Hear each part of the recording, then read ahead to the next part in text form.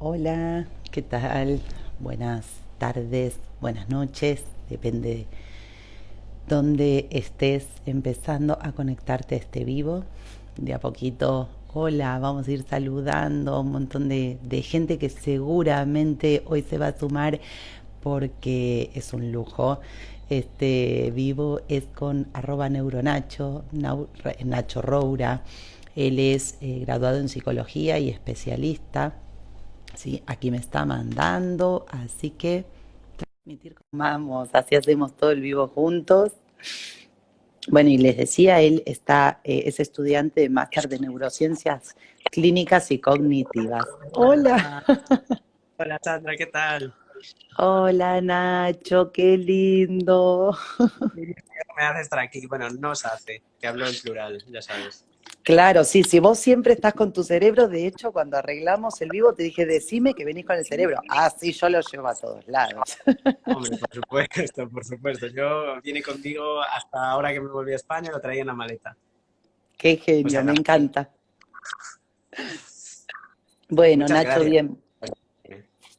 No, por favor, Nacho, gracias a vos primero por haber aceptado. Perdón que para España es un horario tardío y sé que estás encima estudiando un montón con actividades y cuando te llamamos enseguida dijiste que sí, así que Hombre, agradecidísimas de contar con vos. un placer, un placer. Bueno, amor, mira, si te parece, yo estuve pensando por ahí algunas preguntitas más o menos para hacerte, pero vos después vas desarrollando.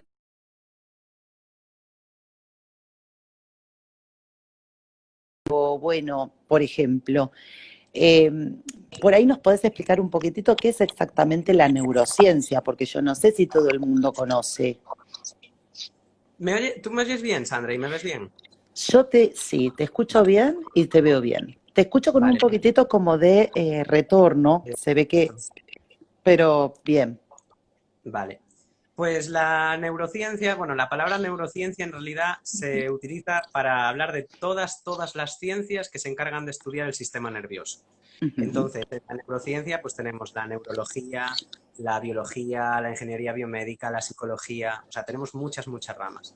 ujú. Y lo que yo estudio es la neuropsicología, que es la ciencia que se encarga de estudiar la relación entre el cerebro y la conducta. O sea, cómo se generan nuestras conductas y qué base pues tienen en el cerebro y luego, bueno, a través de la médula espinal también, claro, porque también forma parte del sistema nervioso. Ay, qué interesante, viste, yo sabía que este era el vivo. Claro, porque qué interesante poder conocer la relación que hay entre nuestras conductas y nuestro cerebro, ¿no? El por qué hacemos lo que hacemos, qué nos pasa en el cerebro en cada uno de los distintos momentos en los que interactuamos, ¿no? Me parece interesantísimo. Y después me gustaría también preguntarte, porque, a ver, yo sé que vos no sos sexólogo, pero sí sé que sos un amante del estudio de la sexualidad.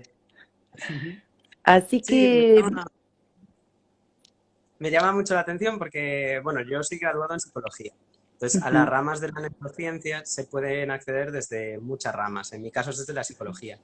Y a mí en la carrera siempre, bueno, nos hablaban así de algunas cosas de sexología, pero es algo que en realidad tampoco tocamos mucho. Y a mí el tema, pues tanto del sexo y luego más concretamente, pues diferencia sexo-género y cómo la sociedad puede influir en todo esto y cómo la sociedad puede afectar a nuestro cerebro y a todas nuestras conductas, pues dije, yo aquí tengo un vacío que tengo que llenar de alguna forma. Entonces ya desde el principio pues es algo que me llamó la atención e intenté pues leo todo lo que puedo acerca del tema y bueno, sobre todo yo algo que creo que es importante es que no solo desde la perspectiva de la neurociencia, porque son cosas que hay que ver también desde la perspectiva de teorías sociológicas, que en realidad tienen muchísima influencia en lo que nosotros definimos como conductas sexuales o luego ya en otro ámbito, pues las conductas masculinas o conductas femeninas. Entonces, pues dije, yo aquí tengo que meterme de alguna forma a ver cómo lo hago, hasta que, bueno, consideré que llegó un punto en el que dije, bueno, he leído suficiente y me voy a lanzar a hablar acerca del orgasmo, que es una cosa que he leído y dije, bueno, pues voy a hablar ahora del orgasmo y a ver qué sale.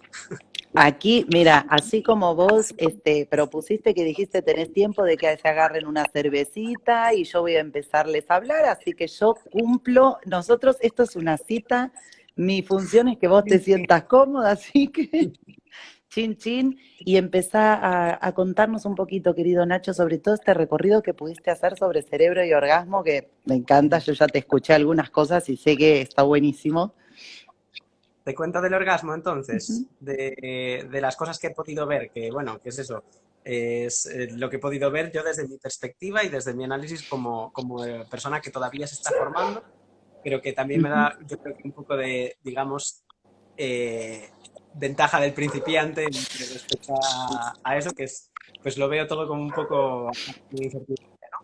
Ujú, Bueno, yo lo primero que encontré cuando empecé a buscar acerca del orgasmo, que el orgasmo en realidad de la excitación sexual.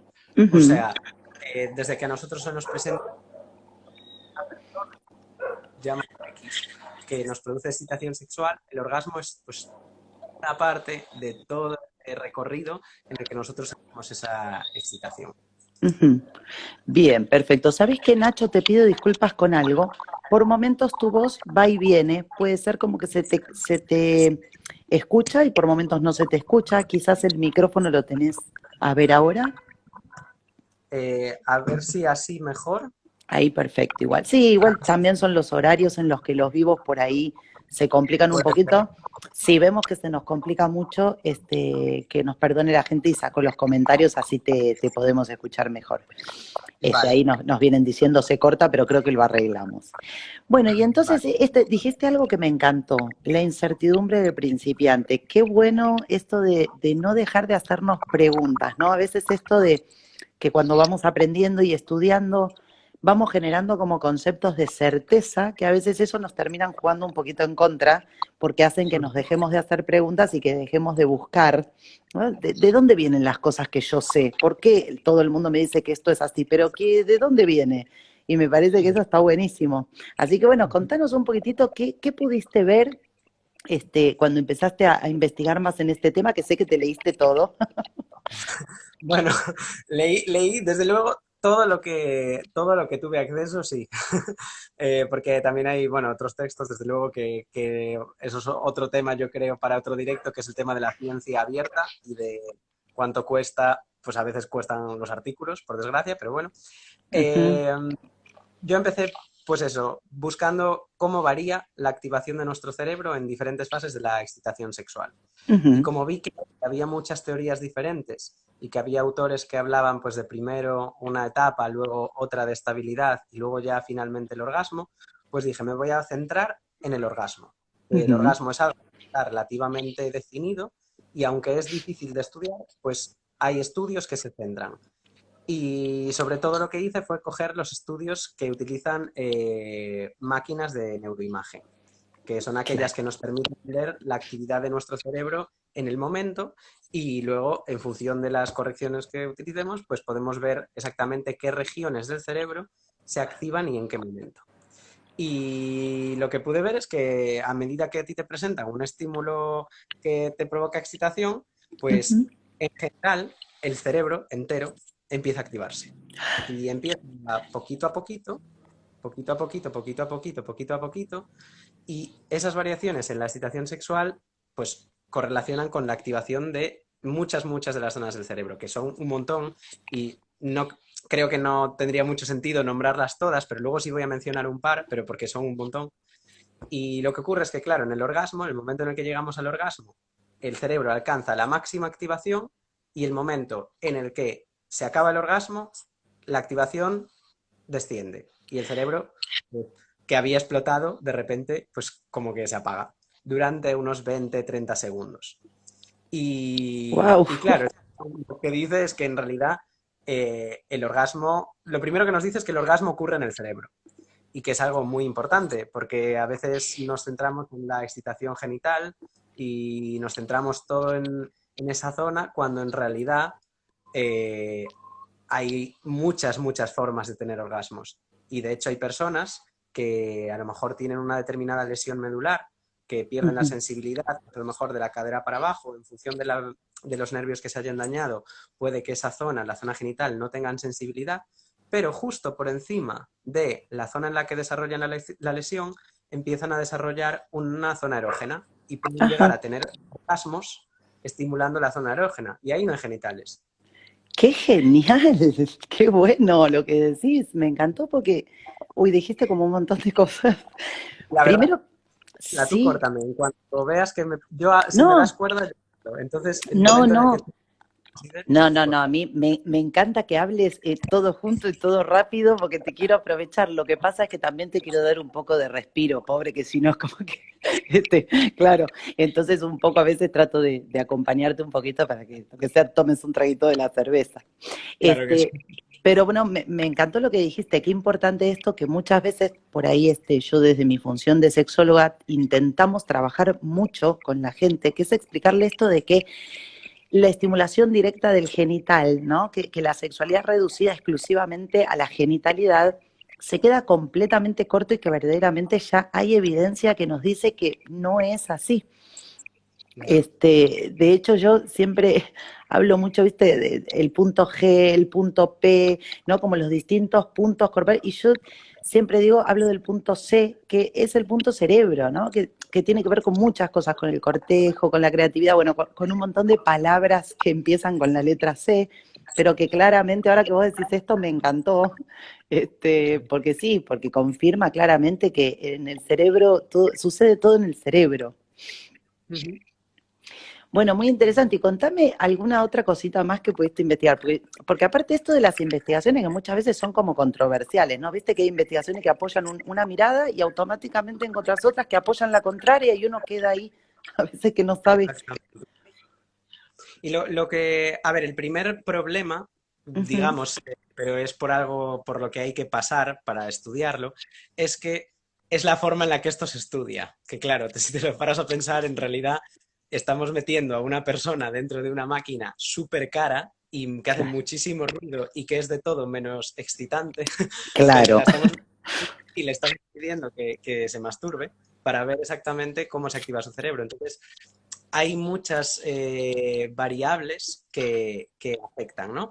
Sí. Pero en general lo que se ve es una cosa muy guay, y es que tanto en hombres como en mujeres, y que también tanto en hombres, mujeres heterosexuales, como en homosexuales o con otras orientaciones, la actividad es la misma.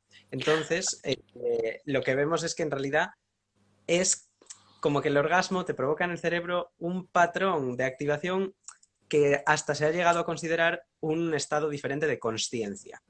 Y Ujú. esto, voy a explicarme lo que es, porque, o sea, estado de conciencia puede quedar un poco así en el aire, ¿no? Claro, no, no, está bueno, porque conciencia es verdad que también es una palabra súper amplia que depende las interpretaciones, así que está bueno que lo cuentes un poquito. Pues, bueno, eso, definiciones de conciencia hay muchas, y es probablemente el tema más complicado de la neurociencia y de la psicología, pero nosotros decimos que somos conscientes cuando somos capaces de detectar cambios. Es una de las definiciones que hay. Y los Ujú, cambios los detectamos en nosotros, en el espacio o en el tiempo. ujú. Y lo que ocurre en el cerebro es que hay áreas que están implicadas en nuestra percepción consciente que cuando llegamos al orgasmo se activan, pero el triple. O sea, les Ajá. llega una de sangre increíble. Y una de ellas es esta de aquí, que es el giro angular, y el giro angular se encuentra implicado en la percepción de nuestro propio cuerpo y es fenómenos de autorreferencia, es decir, de Ujú, cuando nosotros pensamos en nosotros mismos. Y el giro angular, por ejemplo, cuando tomamos algunas drogas que a lo mejor nos provocan lo que se llaman en inglés las out of body experience, las sensaciones extracorpóreas, se activa. Entonces hay personas que a lo mejor al consumir una determinada droga ven su cuerpo desde fuera o experimentan su cuerpo de una forma rara. Y se ve que esto es lo que ocurre también en el orgasmo, porque se gana una percepción muy concreta de nuestro propio cuerpo, pero se pierde la percepción o distintos aspectos de la percepción del espacio y del tiempo. Entonces, es como que tenemos un marco de referencia diferente en el orgasmo. No nos movemos como cuando no tenemos orgasmo. Tenemos una percepción de nuestro cuerpo muchísimo más detallada. y, bueno, concretamente parece ser que cuando se alcanza a través de estimulación genital, pues la parte que es de representación de los genitales, que está en la corteza somatosensorial, que está por aquí, y bueno, la de los Ujú. genitales más por el medio, también está muy activada. Entonces realmente es algo que desde luego dan pizquitas de información que aún no sabemos muy bien cómo interpretarlas, pero que estas que están súper involucradas en la percepción consciente se ven alteradísimas en el momento del orgasmo. Claro, qué interesante, porque yo pensaba cómo, digamos, de alguna manera vos hablabas de las distintas áreas que se activan en un mismo momento. Y claro, el desafío es tratar de encontrar ahora el patrón común, ¿no? Porque todas estas áreas trabajan en común en este momento. Bueno, es que la ciencia de la sexología y del cerebro y demás, lo cierto es que nos falta tanto por saber todavía, ¿no? Pero qué interesante. Mucho, mucho. Y luego tenemos también una tormenta de neurotransmisores también, Ujú, desde luego la dopamina, que es el neurotransmisor de la recompensa, que es aquello que nos dice lo que nos gusta y lo que nos da placer. Y bueno, si nosotros cogiésemos el cerebro, ujú. así, lo partiésemos por la mitad, tenemos aquí, esto es una visión sagital, se llama así, sagital del cerebro. Y por esta Perfecto. zona de tenemos unos núcleos que son la sustancia negra y el área tegmental ventral, pero bueno, los nombres son un poco igual, pero la cuestión es que estas dos regiones sintetizan, o sea, generan, se produce ahí mucha dopamina, que es este neurotransmisor del que hablamos. Y desde aquí, esta dopamina se lanza a muchas áreas del cerebro diferentes. Y más concretamente a una que se llama el núcleo accumbens. El núcleo accumbens está pues más o menos, bueno, es que en este cerebro no se ve el núcleo accumbens, pero es un núcleo profundo del cerebro y que está muy relacionado con la percepción de el refuerzo. Y es en el momento en el que tenemos el orgasmo, estamos liberando muchísima dopamina ahí y es lo que nos dice que el orgasmo está siendo bien. Orgasmo, bueno. Y esto a nivel evolutivo, si nos paramos a pensar bueno, en nuestro pasado como especies que hemos evolucionado, nos dice que en realidad la función que parece ser que tiene el orgasmo, que también es algo que se está estudiando, es la de fomentar que tengamos más orgasmos. Entonces realmente nuestro cerebro nos lo está dejando bastante claro en realidad. Claro, tal cual. Vos sabés que yo te escuchaba, y bueno, vos que sos graduado en psicología, yo también soy psicóloga de primera profesión, y a mí me gusta mucho Helen Fisher, que seguramente vos la conocés y la has leído en este famoso libro de Por qué amamos, y ella desarrolla muchísimo este tema, justamente, ¿no? Todo lo que pasa con la dopamina en el núcleo accumbens, y de alguna manera ella algo de lo que desliza en este texto es que un poco su idea es que, claro, tiene que ser placentera la sexualidad porque de alguna manera esto nos asegura que nosotros querramos volver a tener una relación sexual y de esta manera aseguramos que la especie no se extinga, porque si no, la gente, digamos, ni la gente ni los animales buscarían el acto sexual digamos, para todo lo que tiene que ver con la evolución, claramente es lo más importante para que no dejemos de existir. Así que bueno, te escuchaba y asocié enseguida con eso que yo había leído en alguna oportunidad. Ay, me encanta, Sí, Nacho, sí. contame más cosas. Pues a ver, la segunda es otro compuesto que tenemos por ahí, que esto también seguro que le va a sonar a todo el mundo, que es la oxitocina. La oxitocina, que se habla mucho de la hormona del amor y de estas cosas. A ver, a mí personalmente lo de la hormona del amor lo entiendo y creo que es una forma de explicarlo, pero la oxitocina, por ejemplo, también provoca las contracciones del músculo liso. Entonces es como, bueno, sí, la oxitocina hace de todo. Entonces la parte de amor es solamente una de las partes Es que... solo una, claro. Es que a veces pasa eso, ¿no? Como que conocemos los neurotransmisores por una función, pero claro, es cierto que tienen de pronto más de una. Exactamente. Y se ve involucrada, por ejemplo, en el caso de la eyaculación, pues la contracción de los músculos es lo que provoca la oxitocina. Y la oxitocina, Perfecto. luego ya más concretamente, se asocia a la formación de lazos afectivos. Y entonces, en el momento en el que nosotros estamos en una, ya no relación amorosa, porque sexo y amor muchas veces pues no tienen por qué estar ligados, pueden Claramente estar no. durante el sexo hay liberación de oxitocina. y parece ser que hay liberación de oxitocina en las dos personas que están, desde luego, teniendo un orgasmo, si lo están teniendo a la vez, claro. Y esto, pues, facilita una formación de un vínculo afectivo entre esas dos personas que lo están teniendo. Pero bueno, lo que nos dice la neurociencia en realidad es que todo es tan complicado y hay tantas áreas y tantos químicos, que somos una bomba química, que en Claro. realidad esto es solo una de las interpretaciones que se le puede dar. Pero es muy interesante, pues que a lo mejor pues que también liberamos oxitocina cuando tenemos un orgasmo con nosotros mismos. Por lo tanto, pues Claro, claro, qué interesante, buenísimo para el amor propio, que es importante también, no, no solo, claro, el apego con uno. Claro, qué exactamente. interesante. Yo tenía también algo entendido de esto que vos hablas respecto de la oxitocina, fundamentalmente como favorecedora del vínculo de apego, ¿no? Que esto muchas veces también pasa a las mamás con los bebés y que de alguna manera esto aseguraría, ¿no? Desde la naturaleza, el hecho de que la mamá se quede pegada con ese bebé para cuidarlo, para protegerlo, sobre todo en esos primeros momentos que es indefenso y necesita del cuidado del otro. Así que bueno, sí, la oxitocina me reía porque lo pensé en el momento, como vos lo decías, hace de todo. Sí, sí, está en todo. Y luego una de las partes favoritas, que es a mí de las que más me gusta del orgasmo, y es que el orgasmo se relaciona con la liberación de opioides. Y los opioides, o sea, nosotros tenemos un sistema de analgesia endógeno. Por decirlo así, bueno, no sé si, imagino, igual quedo muy de tonto ahora, pero en Argentina tenéis, lo llamáis ibuprofeno, ¿verdad? Ah, sí, claro, que acá todo el mundo toma ibuprofeno como un caramelo. Para todo lo que pasa se toma un ibuprofeno. Sí, Un dolor ibuprofeno. Pues sí, nosotros, sí. por decirlo de alguna forma, nuestro propio sistema, nuestro cuerpo viene incorporado con un sistema de producción de ibuprofeno, por decirlo así. No es ibuprofeno, pero nos ayuda a calmar el dolor.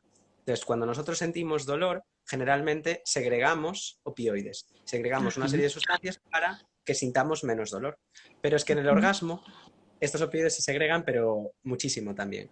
Y de hecho, hay estudios que hablan de que nuestro umbral del dolor se incrementa en un 100%, o sea, se dobla cuando tenemos un orgasmo. Y esto ayuda, por ejemplo, esto yo lo comentaba con una amiga de aquí de Instagram, con la que también participamos en un directo hablando del orgasmo, que es que donde hay un orgasmo, pues que se quiten los ibuprofenos. Y a mí me parece una cosa, me parece que nuestro cuerpo en realidad nos está dejando todo ahí y nosotros solo tenemos que aprender a verlo. Claro, pero entonces si me duele la cabeza, sí sexo, en vez de no sexo, porque tiene justamente un no, sería como hoy sí porque me está doliendo mucho la cabeza, así que este es un gran momento. Puedes verlo así, si a ti te apetece y encima te duele la cabeza, Claro, sí, yo adelante. me puse muy positiva, capaz, no, pero te juro que me emocioné, me emocioné con tu revelación. Claro, claro, no. Hombre, es que a mí es de las cosas que más me ha llamado la atención a lo largo de Pero a mí, poder... no, no, te digo que a mí también me encantó cuando me lo dijiste, lo primero que dije, claro, chau ibuprofeno, chau dolores, es genial. Entonces, cuando uno se siente mal, de pronto hasta es un mecanismo para poder sentirse un poquito mejor. Totalmente, totalmente. Somos unas Bueno, máquinas. no, es que el cerebro es maravilloso, no hay nada que no tenga diseñado, planeado para un sistema y una perfección de funcionamiento que es, bueno, ¿qué te lo voy a decir a vos que te estás totalmente enamorado del tema? Así que... Sí, sí, bueno, enamorado y muy perdido también, porque cualquier persona que quiera estudiar el cerebro, al menos yo lo noto mucho, que me gusta mucho y busco mucho y cuanto más busco, más cuenta me doy de que no tengo ni idea. Ay, lo que Entonces, pasa es que, claro, cuanto uno más sabe, más grande es el límite con lo que uno desconoce. Lo que pasa es que somos más conscientes de eso. Entonces, estamos condenados al camino de las preguntas. totalmente, totalmente. Ay, Nacho, qué lindo. Contame alguna otra cosa más que tengas ahí pensada, porque también sé que algunas otras cositas que estuviste estudiando y evaluando, que me parece un temazo, que también es cerebro y género. No sé si por ahí para hoy pensaste contarnos alguna cosita también. Bueno, a mí realmente mi interés por esta relación entre sexualidad y cerebro nació con el género. Ajá. Nació para entender exactamente por qué hay géneros y qué son los géneros y cómo se diferencia el género del sexo y qué pasa en los cerebros de dos personas tienen asignados dos géneros diferentes. Y me llamó mucho la atención entender la perspectiva científica. Y bueno, como pequeño spoiler, spam, esto es una cosa, hablar de género y cerebro es una cosa que tengo pensada, o sea, llevamos pensándolo ya un montón de tiempo y leyendo un montón de tiempo con Raquel Mascaraque, que es aquí amiga de Instagram, en el que estamos tratando, vamos a hacer un directo así colaborativo hablando de esto. Y lo que hemos podido más o menos recoger es que a priori parece que nuestro cerebro no tiene género. Es decir, Ajá. no hay un cerebro masculino y no hay un cerebro femenino. Y de hecho, si así fuese, si nosotros tuviésemos un cerebro masculino y otro cerebro femenino, deberíamos, viéndolos o analizándolos, supuestamente tendríamos que saber asignar de forma correcta cuál es cuál. Y esto no es posible. Entonces, Ajá. aquí es donde nace, pues, donde ya la neurociencia se junta de lleno con la psicología, con la sociología y con la biología, en la diferencia entre sexo como algo biológico y género como algo elaborado a través de nuestra cultura y a lo largo de nuestra historia, y que consideramos como masculino y que consideramos femenino. Y aquí es cuando entran todos estos estudios que nos hablan de las diferencias entre los cerebros de hombres y los cerebros de mujeres, que dicen, bueno, es que encontramos diferencias, encontramos que el cerebro del hombre tiene pues el hipocampo posterior o el caudado, que son dos áreas de cerebro, más grande que la mujer. Y generalmente se encuentran que hay algunas áreas, pero tampoco es muy consistente, no es algo que esté muy certificado en la ciencia, que son mucho más grandes en hombres que en mujeres. ¿Qué pasa? Y esto es una crítica que hace una neurocientífica del género que se llama Gina Rippon, y es que dice que los hombres, en general, de media, si cogemos a todos los hombres y a todas las mujeres, de media, pues tienen más masa y son pues, mayor masa corporal que las mujeres. Y esto se traduce en el cerebro. Por lo tanto, en la masa de un cerebro de hombre suele ser en torno a un 10% más que la masa de un cerebro de mujer. Entonces, los estudios, cuando comparan un cerebro de hombre con otro de mujer, no tienen en cuenta que el cerebro del hombre de media es más grande que el de la mujer. Y aquí es cuando se encuentran estas diferencias. Pero cuando los estudios se les pone una corrección estadística para tener en cuenta que el cerebro del hombre sí que es más grande que el de la mujer, estas diferencias entre cerebros desaparecen. Quedan equilibradas, claro. Y lo mismo en Interesante. En términos de función, porque nosotros podemos hablar del cerebro como su forma o podemos hablar del cerebro por cómo funciona. En términos de función, sí que parece que hay algunas cosas que diferencian los cerebros de hombres de los de mujeres. Una de ellas, por ejemplo, es que se dice que los hombres tienen más conexión entre, o sea, dentro de un mismo hemisferio que entre hemisferios, mientras que las mujeres se dice que tienen los hemisferios cerebrales más conectados. Ujú. ¿Qué ocurre aquí? Esto parece ser que es así, y en términos de función de qué se nos da mejor a los hombres o qué se nos da mejor a las mujeres, no nos dice mucho en realidad, porque no hay estudios que lo hayan afrontado. Esto se ha utilizado mucho para decir que las mujeres, o sea, que los hombres no pueden hacer dos cosas a la vez, por ejemplo. Y esto es uno de los mitos más importantes a la hora de hablar del género. ¿Por qué es importante esto? Pues, por ejemplo, cuando tenemos un ictus, un hombre eh, tiene generalmente una... los ictus, por ejemplo, suelen Eso, te iba a aparecer... decir, contá que es un ictus, porque por ahí. Perdón. Es que, No, bueno, no, es que son las cosas cuando uno habla, que, ¿viste? Claro. O sea, una de las funciones de la neurociencia es evaluar y ver cómo van pues, nuestras funciones psicológicas, como el lenguaje, la memoria o la atención. Pues cuando nosotros bueno, nuestro cerebro está cubierto por venas, ¿no? Y por Ujú. arterias, estas cositas rojas por aquí. Cuando a lo mejor una vena de estas se rompe y el cerebro pues se inunda de sangre, o a lo mejor una vena de estas o una arteria se queda colapsada y no nos llega sangre, lo que tenemos es un ictus. Entonces, en el caso de eso, de que no nos llegue sangre, generalmente el ictus más común es el de la arteria cerebral media, que Ujú. básicamente mmm, baña todo esto. O sea, a esta zona le llega sangre de la arteria cerebral media. Lo que ocurre cuando tenemos un ictus ahí, generalmente, y cuando lo tenemos por esta zona, es que perdemos la comprensión del lenguaje o la producción del lenguaje. Ujú. ¿Y esto qué tiene que ver con los géneros? Pues que una mujer a una determinada edad tiene más facilidad para recuperar el lenguaje y lo recupera con mayor rapidez, porque el otro hemisferio le está compensando a este. Y Ahí ahí va. es donde le podemos ver esa diferencia que es sutil, pero es real, y es que las mujeres tienden a compensar mejor cuando falla algo. Si esto ocurre en Claro. hemisferios diferentes. Los Ah, hombres... claro. Por esto mismo Ujú, que vos decías que las mujeres tienen, digamos, mejor relación e interconectividad entre ambos hemisferios. exacto. Y esto es en lo que más o menos se puede ver esta conectividad y es donde más se ven las diferencias. Pero en otras cosas como expresión de sentimientos, esto encontramos una frase que tiene Gina Rippon, que a mí es esta neurocientífica del género, que a mí me gusta mucho, que dice que a gender world makes a gender brain, que es un cerebro o un mundo dividido en géneros, hace una división entre los géneros.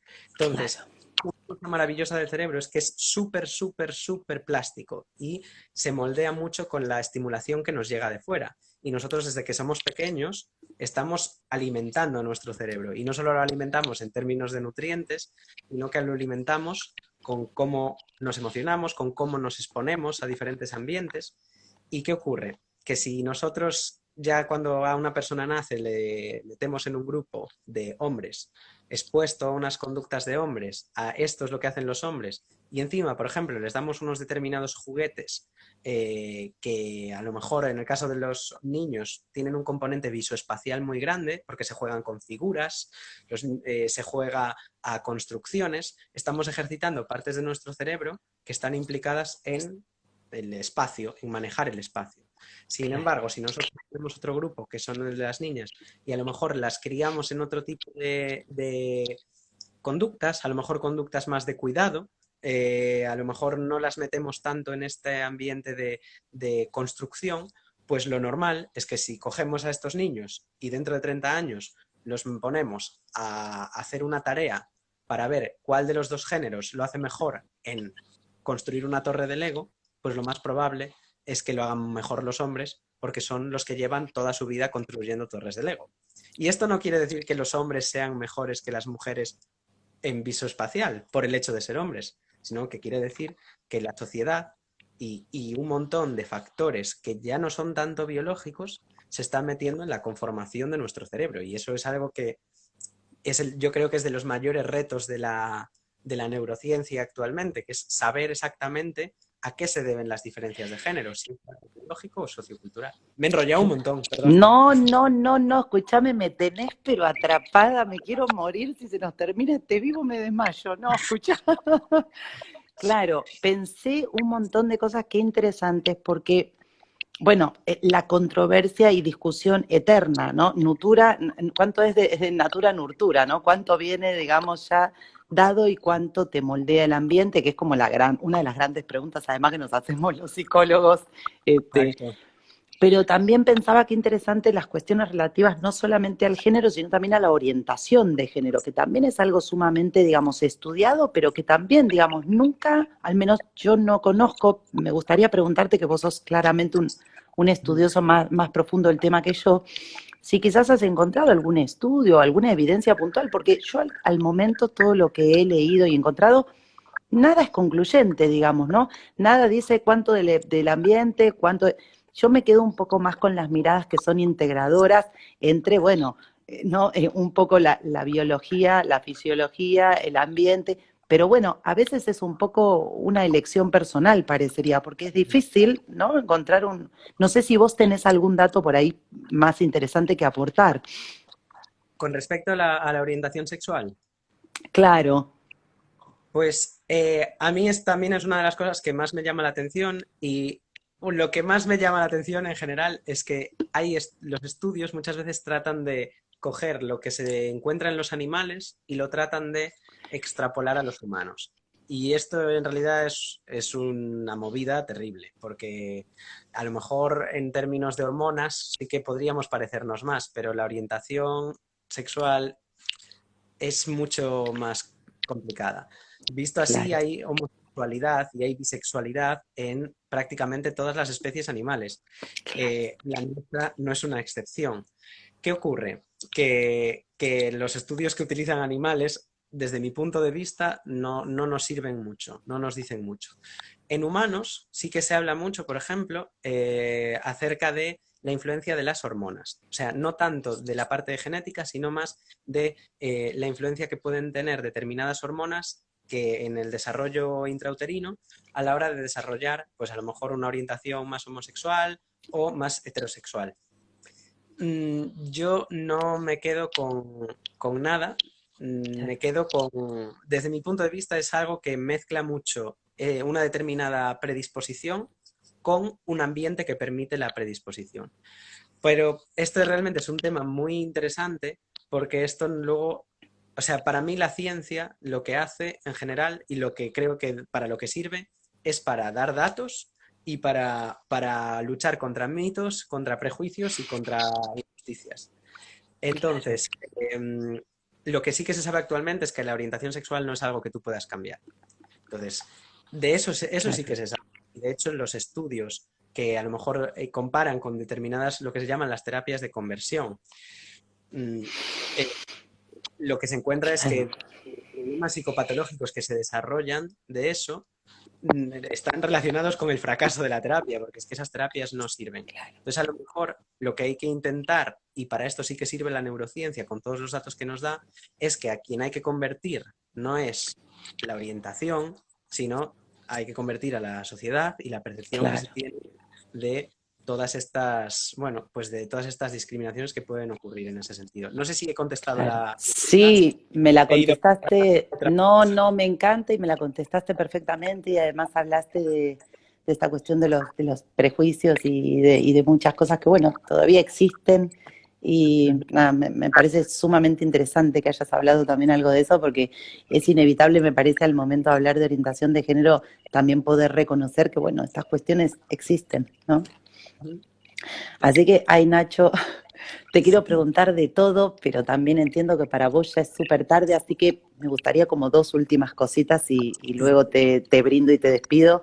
La primera es, contame vos si te quedó alguna cosa que te parezca importante que querías transmitir y por ahí en la charla yo, qué sé yo, viste, se nos fue pasando alguna cosa y aprovechá por favor y hacete Sí. una linda despachada.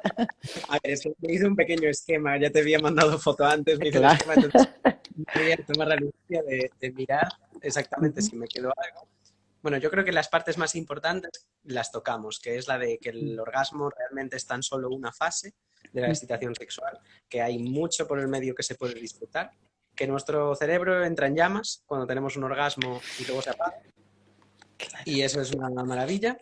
Y así algo pues que me haya podido quedar, tal vez, pues a lo mejor lo que se estará preguntando mucha gente, que es por qué a la neuropsicología le importa la sexualidad. Ah, Porque la, ¿qué es es la que la pregunta más importante? bueno, depende. Claro, la neuropsicología tradicionalmente se ha centrado en la evaluación de, pues de la memoria, del lenguaje y de pacientes que a lo mejor tenían un traumatismo cráneoencefálico, una intoxicación, una epilepsia Ujú. y de repente perdían el habla. Entonces la gente relaciona neuropsicología con eso. Pero la razón por la que yo creo que es interesante estudiar la sexualidad desde la neuropsicología, porque la neuropsicología es la ciencia que estudia las relaciones entre el cerebro y la conducta. Y la conducta sexual es algo prácticamente indisociable de los animales humanos y de los animales humanos. Y puesto que todos estos fenómenos ocurren en el cerebro, hay que pensar también en todas aquellas personas que a lo mejor a través de la estimulación genital no pueden llegar al orgasmo y para las que hay que realizar mucha investigación para que puedan vivir la sexualidad de una forma lo más plena posible. Y desde mi punto de vista eso pasa por el estudio de cómo funciona su cerebro. Hay personas, por ejemplo, una cosa que a mí me flipa, que hay personas con epilepsia, que es de una zona determinada bueno, se llama epilepsia temporal mesial, que algunas personas antes de sufrir la crisis epiléptica tienen un orgasmo.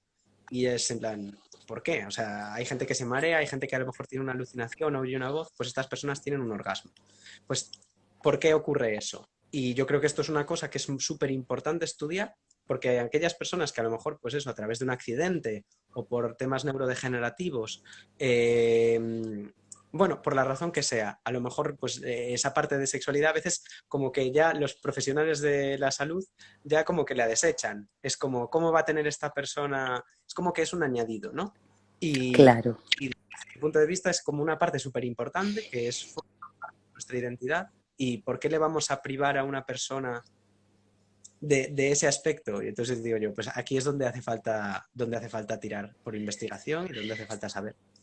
Entonces Claro, era eso. totalmente. No, pero me encantó también, porque es cierto que a veces todos los estudios y las investigaciones apuntan fundamentalmente a la norma, ¿no? A lo normativo, aquello que abarca a la multitud, a la mayoría de las personas. Y bueno, y también hay un montón de otras circunstancias que tienen que ser contempladas, porque es cierto, la sexualidad es un derecho para todas las personas en cualquier condición.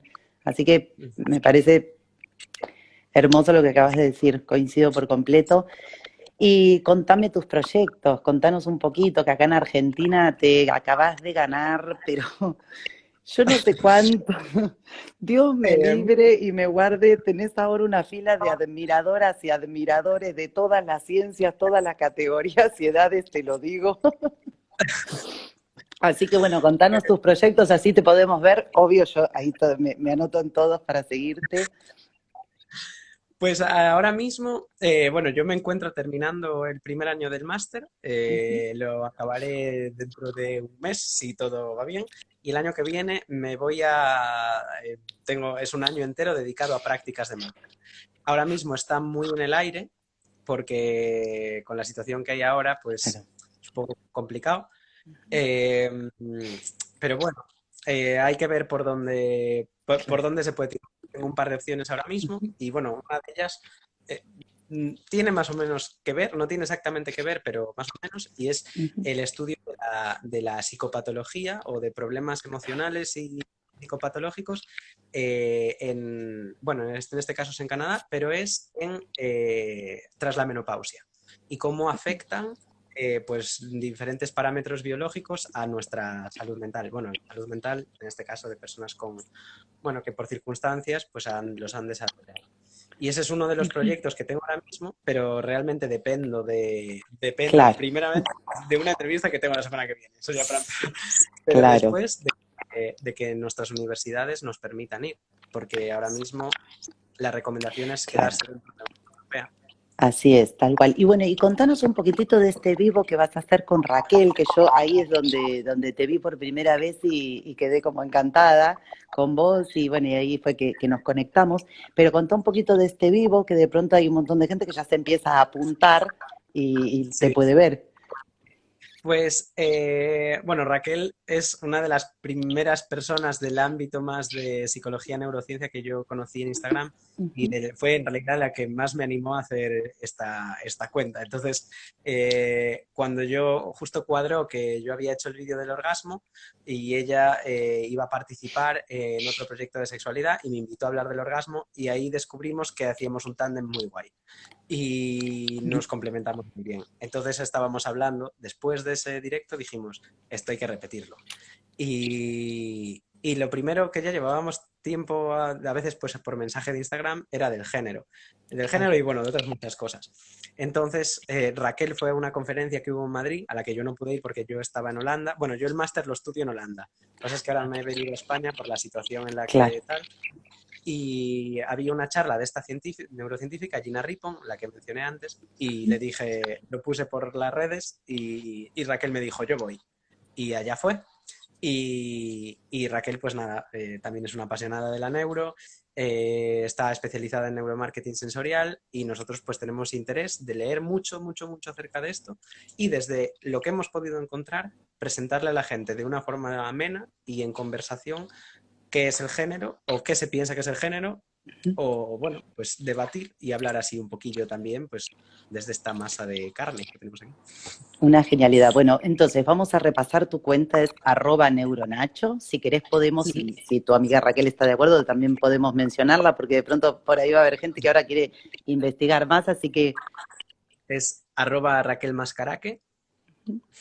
bien, Y perfecto.